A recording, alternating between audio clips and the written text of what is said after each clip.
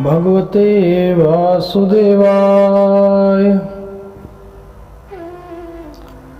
श्रीमद् भागवत कथा में महाराज अम्बरीश जी की एक कथा है। कहा जाता है कि ऋषि दुर्वासा जिस समय अम्बरीश राजा को मारने को आगे बढ़े तो उन्होंने एक शक्ति को उत्पन्न किया। उस शक्ति को उत्पन्न करके उन्होंने दुर्वासा ऋषि ने उसे आदेश दिया कि जाओ और राजा अम्बरीश का वध कर दो। परंतु अम्बरीश महाराज जो थे उस शक्ति के सामने डरे नहीं। वह विनम्रता पूर्वक और पूर्णतया निर्भय होकर उसके सामने, शक्ति के सामने खड़े रहे। उस समय दूर से कहीं से सुदर्शन चक्र आया और सुदर्शन चक्र ने उस कृत्या शक्ति का, जो ऋषि दुर्वासा ने अम्बरीश के वध के लिए भेजी थी, राजा अम्बरीश के वध के लिए भेजी थी, उस कृत्या शक्ति को तोड़ दिया, उसका विनाश कर दिया। और विनाश करते ही वह सुदर्शन चक्र आगे बढ़ चला ऋषि दुर्वासा की तरफ। और उसे देखकर ऋषि दुर्वासा दौड़ने लगे और आगे आगे ऋषि दुर्वासा दौड़ते गए और पीछे पीछे सुदर्शन चक्र, श्री हरि विष्णु का सुदर्शन चक्र उनके पीछे पीछे दौड़ता गया। ये जो मैं कथा आपको सुना रहा हूं भक्तों, उसका भाव क्या है? उसका भाव ये है कि जो संत लोग, मनुष्य लोग, कृष्ण प्रेमी लोग सदा मेरे प्रभु श्री कृष्ण की छत्र छाया में रहते हैं, उनके प्रेम में रहते हैं, उनके भाव में रहते हैं, काल भी उनका कुछ नहीं बिगाड़ सकता, मृत्यु भी उनका कुछ नहीं बिगाड़ सकती। यद्यपि ऋषि दुर्वासा सभी ऋषियों में सबसे ज्यादा गुस्से वाले और सबसे ज्यादा शक्तिशाली माने गए हैं, लेकिन उनके द्वारा भेजी गई शक्ति भी जो है राजा अम्बरीश का बाल विवाह का नहीं कर सकी। और कृष्ण भक्तिमय होने के कारण भगवान श्री हरि विष्णु ने स्वयं अपने सुदर्शन चक्र को राजा अम्बरीश की रक्षा के लिए भेजा। इसी प्रकार एक और कहानी वृत्रासुर की है। जब वृत्रासुर को इंद्र ने, देवता जो है, मारने के लिए आए तो जो वृत्रासुर था उसने युद्ध नहीं किया। उसने इंद्र को बोला कि हे इंद्र, आप मुझे मारने आए हैं, मैं आपसे सिर्फ एक ही अनुरोध करता हूं कि मैं अभी हाथ जोड़कर आसन लेकर बैठ जाता हूं, मेरे प्रभु श्री कृष्ण का ध्यान करता हूं, और जिस समय मैं मेरे प्रभु श्री कृष्ण का ध्यान कर रहा हूँगा आप उसी वक्त ही मुझे मारिएगा। इससे क्या होगा कि श्री कृष्ण को ध्यान में रखते हुए मृत्यु प्राप्त करने के कारण मुझे सीधा ही वैकुंठ लोक का धाम मिलेगा और मेरे सभी पाप कर्मों की मुक्ति हो जाएगी। श्रीमद् भागवत गीता में भी मेरे प्रभु श्री कृष्ण ने कहा है कि जो इंसान जैसा विचार रखते हुए मृत्यु को प्राप्त होता है उससे वैसी ही गति प्राप्त होती है, और जो इंसान मेरे प्रति भाव रखते हुए मन में मुझे धारण करते हुए मृत्यु को प्राप्त होता है तो उससे सीधा ही वैकुंठ लोक की प्राप्ति होती है। तो आइए आपको मैं बताता हूँ कि हमारा वैकुंठ कैसा है। आइए मैं आपको बताता हूँ कि मेरे प्रभु श्री कृष्ण जहाँ रहते हैं, जहाँ सारी पुण्य आत्माएं जाती हैं, आखिर वैकुंठ कैसा है आपको भी तो पता हो। ओम नमो भगवते वासुदेव। भक्तों, जो हमारा भौतिक जगत है, ये जो मृत्यु लोक है, पृथ्वी है, यह बहुत ही भयंकर स्थान है।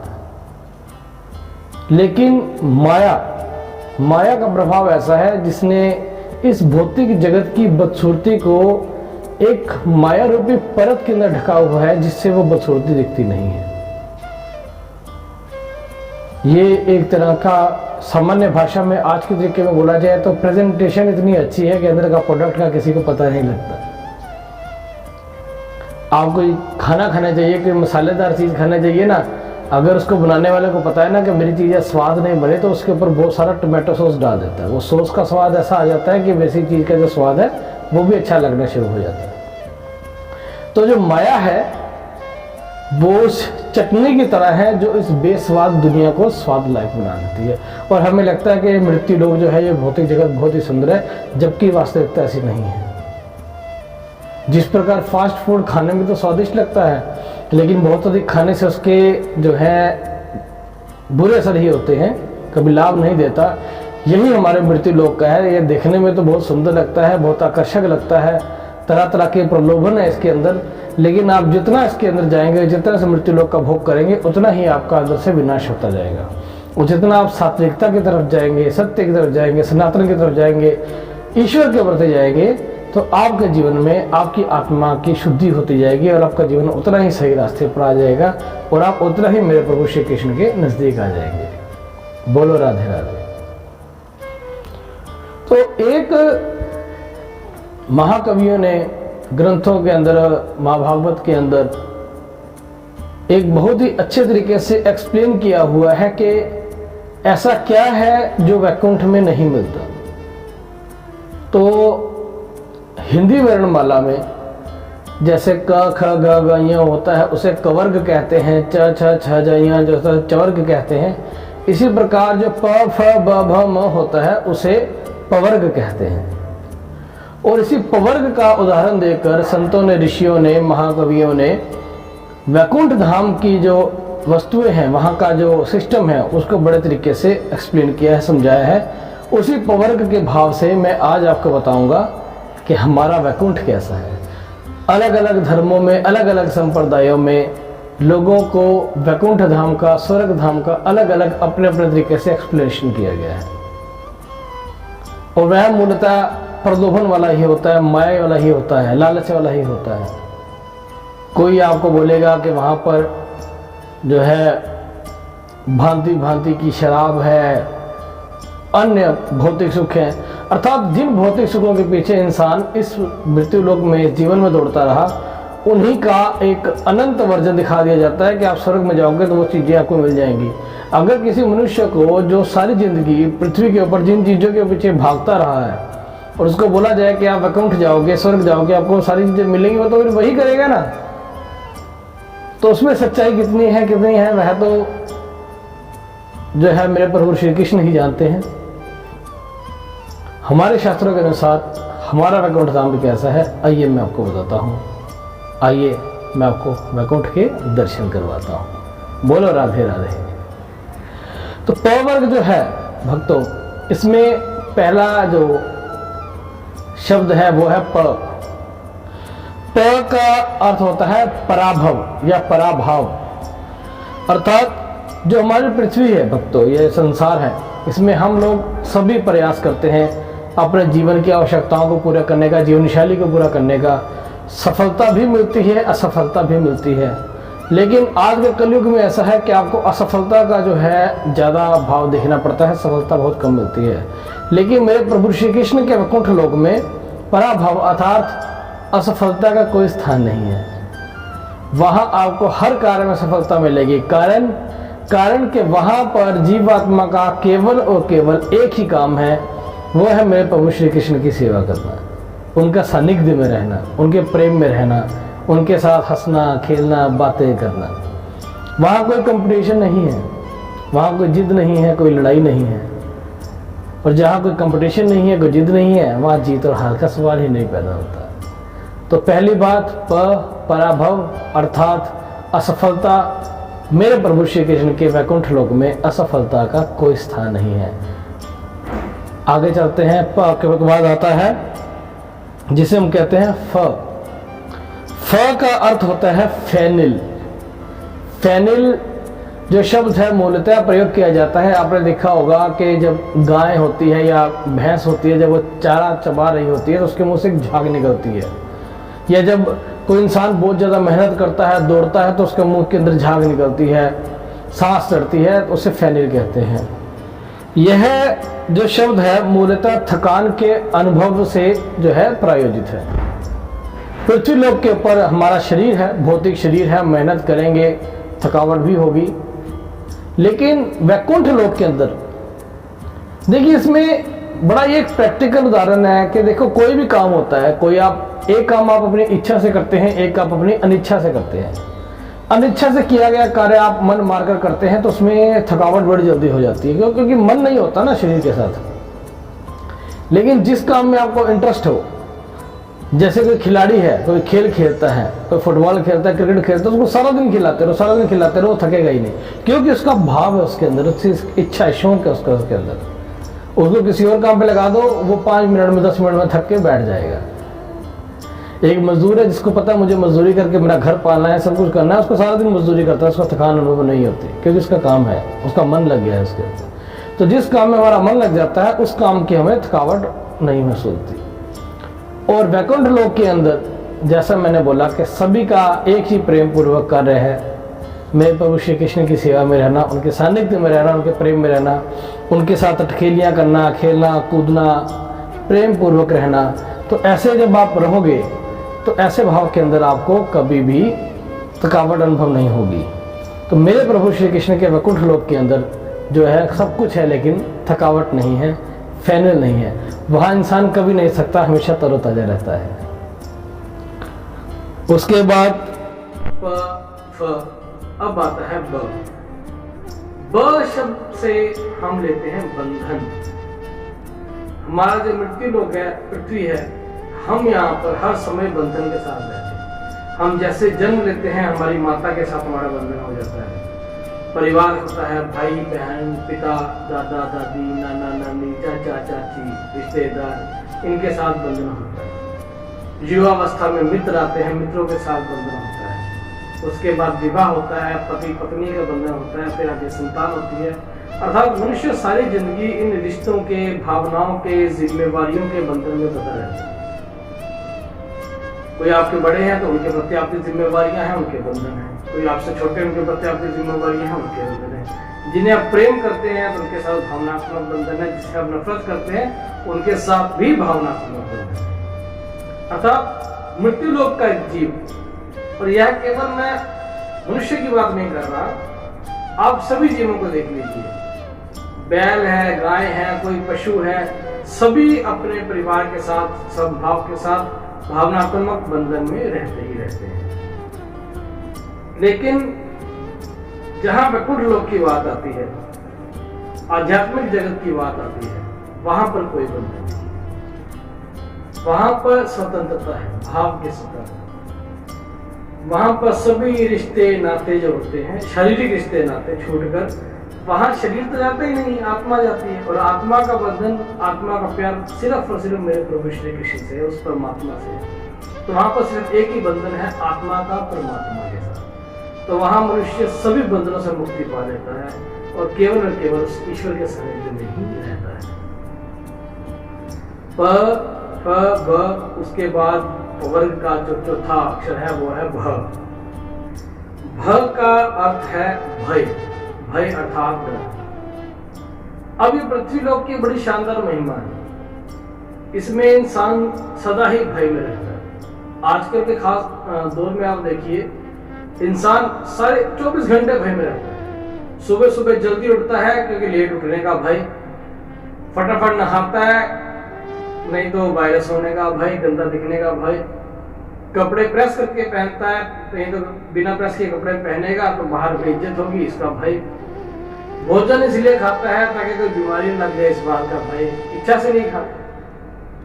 फूड सप्लीमेंट्स खाते हैं, विटामिन की दवाइयां खाते हैं ताकि कहीं बीमार ना पड़ जाए, ये भय।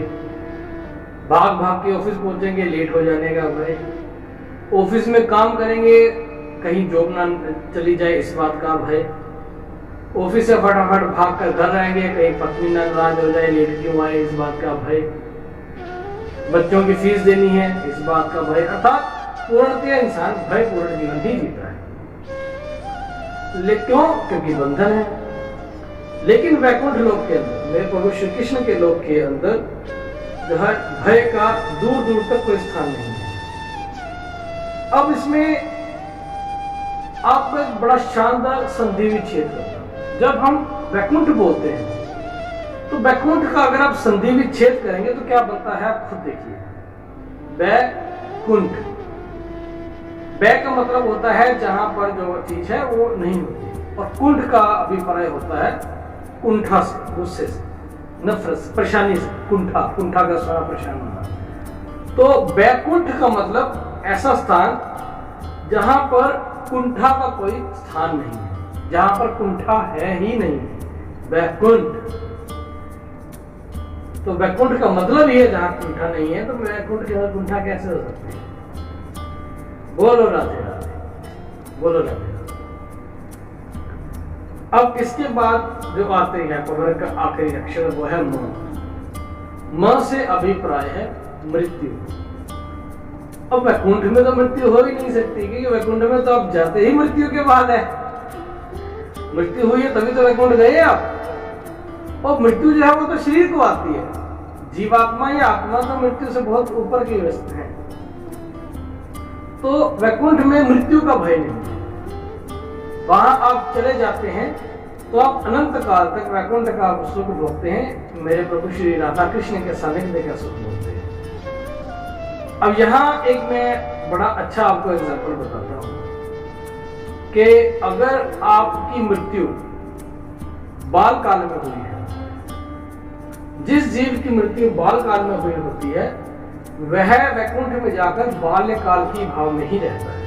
और जब तक वह वैकुंठ में रहते हैं वह बालक ही रहते हैं, अर्थात वहां पर आयु भी नहीं बढ़ती।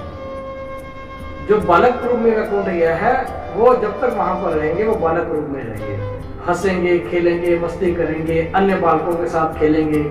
श्री कृष्ण उनके गार्जियन हैं, उनके साथ मस्ती करेंगे। बच्चों के साथ मेरे प्रभु राधा कृष्ण बड़ा आनंदित होते हैं। जो जीव युवावस्था में वैकुंठ धाम को जाता है उससे मेरे प्रभु श्री कृष्ण मित्र भाव से मिलते हैं। जो बच्चे हैं उनके लिए मेरे श्री कृष्ण बड़े भाई के रूप में है, पिता के रूप में। जो युवावस्था में जाते हैं उनके लिए मेरे प्रभु श्री कृष्ण मित्र के रूप में है, साथी के रूप में है, सहोदय के रूप में है।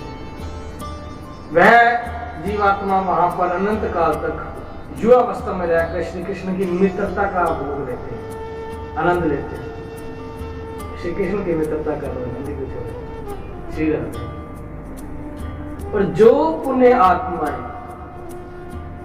वृद्धावस्था में वैकुंठ धाम को जाती हैं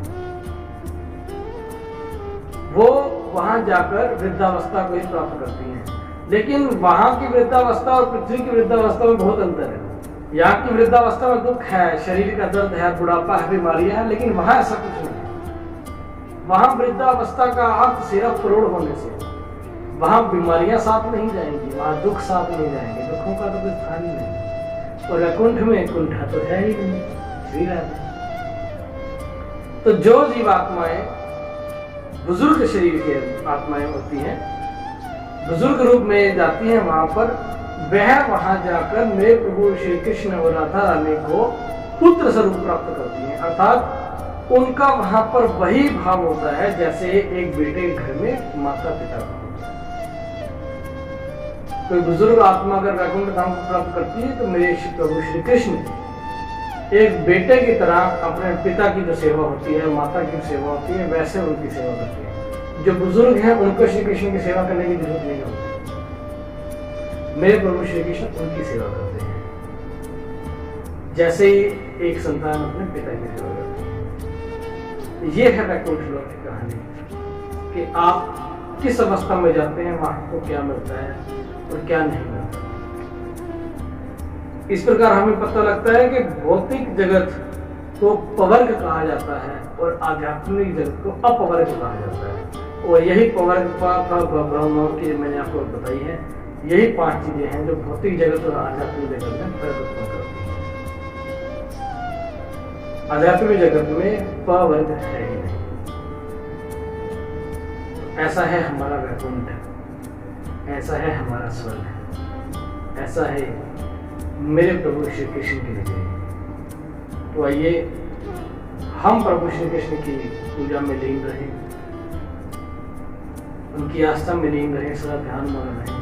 और हम ये प्रार्थना करें कि हे मेरे प्रभु श्री कृष्ण, जब भी हो हमें अपनी शरण ही दीजिए। ओम नमो भगवते वासुदेवाय।